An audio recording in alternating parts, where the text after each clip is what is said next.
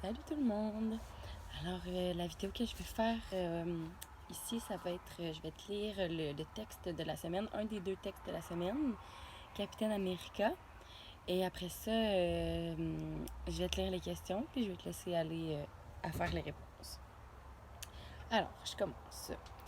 Capitaine America. Alors que la Seconde Guerre mondiale fait rage en Europe, le jeune Steve Rogers n'aspire qu'à une seule chose, s'enrôler dans l'armée. Alors, il veut faire partie de l'armée. Alors, pendant la Seconde Guerre mondiale, on parle environ de 1939 à 1945. C'était les dates de la Deuxième Guerre mondiale. Jugé trop faible pour faire soldat, les médecins militaires le refusent. Sa détermination est telle qu'un général le remarque. Il est tellement déterminé qu'un général de l'armée le remarque et il lui propose de participer à une expérience secrète, le sérum du super soldat. Alors on voit ici qu'il est en italique.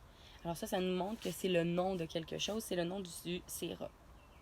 Ce sérum mis au point par le professeur Erskine, combiné à une irradiation, pourrait transformer un être chétif.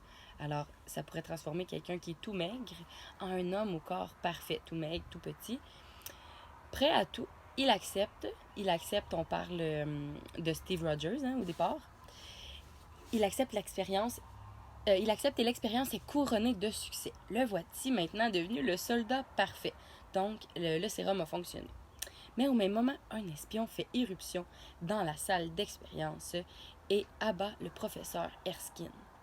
Donc, on tue le professeur Erskine. Erskine se fait tuer par l'espion qui est entré dans la salle où est-ce qu'il faisait les expériences. Et il a été tué parce qu'il était le seul à connaître la formule du super soldat. Steve Rogers est alors enrôlé dans l'armée en tant que simple soldat pour mieux suivre les combats et y participer en tant que Capitaine America. Alors c'est là que Steve Rogers on lui donne le nom de Captain America. Il devient rapidement un symbole pour ses camarades puisque ses capacités physiques sont au maximum de l'espèce humaine. Il peut pas être plus fort que ça.